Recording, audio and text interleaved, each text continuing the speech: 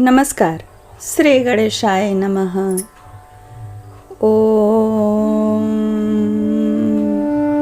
नमो भगवते वासुदेवाय। ओम हरये नमः। ओम कृष्णाय नमः।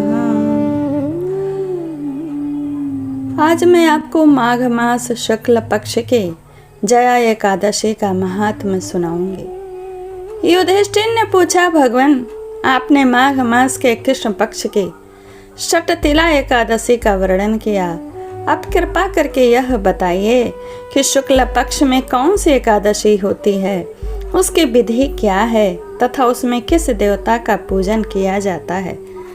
भगवान श्री कृष्ण बोले, राजेंद्र बतलाता हूँ सुनो। माघ मास के शुक्ल पक्ष में जो एकादशी होती है उसका नाम जया है। वह सब पापों को हरने वाली उत्तम तिथि है। पवित्र होने के साथ ही पापों का नाश करने वाली है तथा मनुष्य को भोग और मोक्ष प्रदान करती है। इतना ही नहीं, वह ब्रह्म हत्या जैसे पाप तथा पिशाचत्व का भी विनाश करने वाली है। इसका व्रत करने पर मनुष्य को सभी प्रतियोनि में नहीं जाना पड़ता है, कभी प्रतियोनि में प्रेत योनि में नहीं जाना पड़ता है। इसलिए राजन यत्न पूर्वक जया नाम की एकादशी का व्रत करना चाहिए। एक समय की बात है, स्वर्गलोक में देवराज इंद्र राज्य करते थे। देवगण पारिजात वृक्षों से भरे हुए नंदनवन में अप्सराओं के साथ विहार कर रहे थे।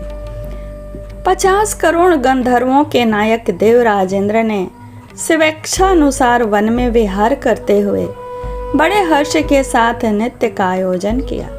उसमें गंधर्व गान कर रहे थे, जिसमें पुष्पदंत, चित्रसेन तथा उसका पुत्र ये 3 प्रधान थे। चित्रसेन की स्त्री का नाम मालिनी था। मालिनी से एक कन्या उत्पन्न हुई थी जो पुष्पवंती के नाम से विख्यात थी। पुष्पदंत गंधर्व के एक पुत्र था जिसको लोग माल्यवान कहते थे। माल्यवान पुष्पवंती के रूप पर अत्यंत मोहित था। ये दोनों भी इंद्र के संतोषार्थ नृत्य करने के लिए आए थे। इन दोनों का गान हो रहा था। इनके साथ अप्सराएं भी थीं। परस्पर अनुराग के कारण ये दोनों मोह के वशीभूत हो गए।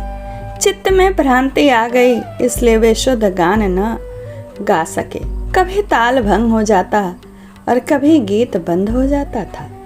इंद्र ने इस प्रमाद पर विचार किया और इसमें अपना अपमान समझकर वे कुपित हो गए।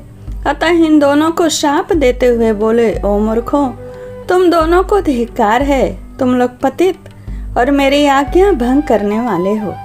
अतः पति पत्नी के रूप में रहते हुए तुम दोनों पिशाच हो जाओ। इंद्र के इस प्रकार शाप देने से इन दोनों के मन में बड़ा दुख हुआ और वे हिमालय पर्वत पर चले गए और पिशाच योनि को पाकर भयंकर दुख भोगने लगे। शारीरिक पातक से उत्पन्न ताप से पीड़ित होकर दोनों ही पर्वत के कंदराओं में विचरते रहते थे। एक दिन पिशाच ने अपनी पिशाची से कहा, हमने कौन सा पाप किया है जिससे यह पिशाच योनि प्राप्त हुई। नरक का कष्ट अत्यंत भयंकर तथा पिशाच योनि भी बहुत दुख देने वाली है। अतः पूर्ण प्रयत्न करके पाप से बचना चाहिए। इस प्रकार चिंता मग्न होकर वे दोनों दुख के कारण सूखते जा रहे थे। दयोग से उन्हें माघ मास के एकादशी तिथि प्राप्त हो गई। जया नाम से विख्यात तिथि, जो सब तिथियों में उत्तम है, आई। उस दिन उन दोनों ने सब प्रकार के आहार त्याग दिए, यहाँ तक कि जलपान भी नहीं किया। किसी जीव की हिंसा नहीं की, फल भी नहीं खाया। निरंतर दुख से युक्त होकर वे एक पीपल के समीप बैठे रहे। सूर्यास्त हो गया। उनके प्राण लेने वाली भयंकर रात उपस्थित हुई। उन्हें नींद नहीं आई। वे रति या कोई सुख भी नहीं पा सके। सूर्योदय हुआ। द्वादशी का दिन आया। उन पिशाचों के द्वारा जया के उत्तम व्रत का पालन हो गया। उन्होंने रात में जागरण भी किया था। उस व्रत के प्रभाव से तथा भगवान विष्णु की शक्ति से उन दोनों की पिशाचता दूर हो गई। पुष्पवंती और मूल्यवान अपने पूर्व रूप में आ गए। उनके हृदय में वही पुराना स्नेह उमड़ रहा था। उनके शरीर पर पहले ही जैसे अलंकार शोभा पा रहे थे। वे दोनों मनोहर रूप धारण करके विमान पर बैठे और स्वर्ग लोक में चले गए। वहां देवराज इंद्र के सामने जाकर दोनों ने बड़ी प्रसन्नता के साथ उन्हें प्रणाम किया। उन्हें इस रूप में उपस्थित देखकर इंद्र को बड़ा विस्मय हुआ। उन्होंने पूछा, बताओ किस पुण्य के प्रभाव से तुम दोनों का पिशाचत्व दूर हुआ है? तुम मेरे शाप को प्राप्त हो चुके थे, फिर भी किस देवता ने तुम्हें इससे छुटकारा दिलाया?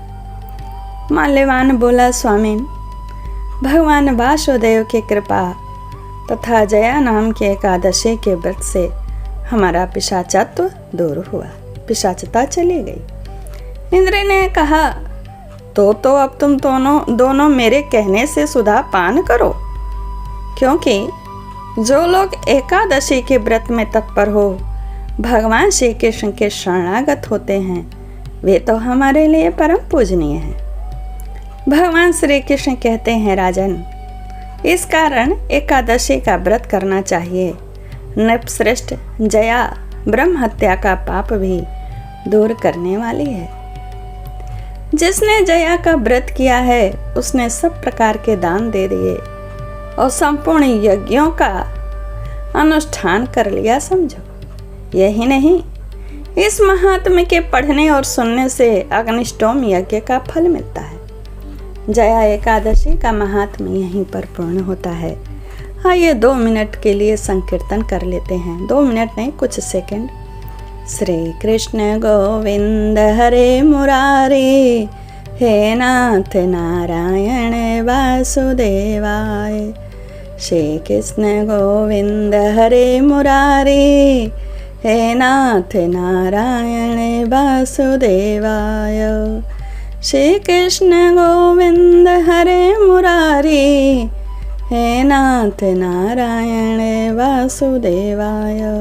नमस्कार, जय श्री कृष्ण। हमारे चैनल को सब्सक्राइब और इस वीडियो को लाइक, कमेंट, शेयर करिएगा। धन्यवाद।